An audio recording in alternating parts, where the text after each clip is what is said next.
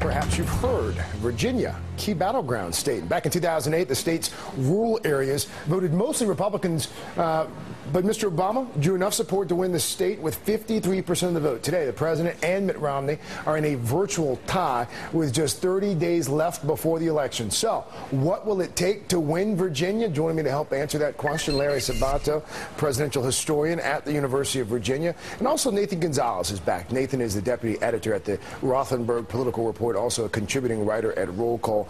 Thanks for coming back, Nathan. And Larry, good to have you with us. Let's talk about the Commonwealth here. Mitt Romney has picked Virginia as the place to lay out his foreign policy agenda. The governor is going to be speaking at the Virginia Military Institute in Lexington tomorrow. Larry, why is Virginia so important this time around?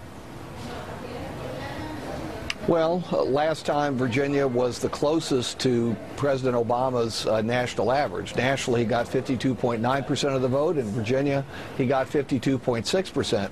So Virginia is increasingly seen as a fulcrum in the national election. It doesn't have to turn out the same way this time, obviously, but Virginia is a prize that both sides want, and there's a good reason. It's actually very, very close, much closer than some of the national polls had suggested. Larry, how has the state changed politically and or demographically over the past 4 years? Well, you've added a percent minority to Virginia's population.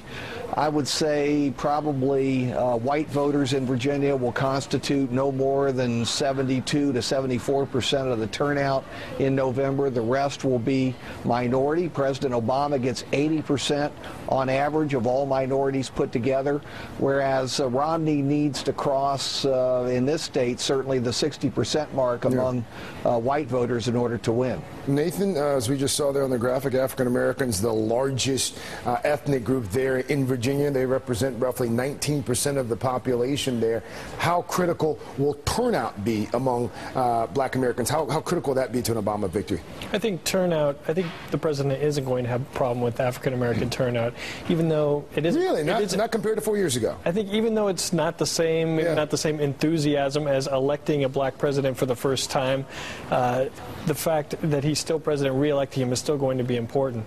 I think it's going to be more about turnout in Northern Virginia, but also flipping it to Mitt Romney. I think he's going to have to make sure that he runs up those margins outside of Northern Virginia in order to make sure he's competitive. And the real Virginia, as it's called. I want to throw up a graphic here, Larry. This is from a piece in The Economist that I read last week, and it talks about the impact of new voters in Virginia, the impact they could have. It's called the incomer effect. It says the outer suburbs of Washington, D.C. being the most populous and independent parts of the state. Is that where the nominees need to focus in order to win the Commonwealth? Is it going to be all about Arlington and Alexandria and Centerville and Fairfax County? Well, those are the areas important for President Obama. I mean, he has to clear the 60% mark up in the Northern Virginia area. Northern Virginia as a whole is now a third or more of the vote in Virginia, which is enormously greater than it used to be. If you can put Northern Virginia together with the Hampton Roads area, which tends to be more divided politically, but can go either way, and you can add some key inner suburbs and the central cities, university towns throughout Virginia, you've got a majority in the state.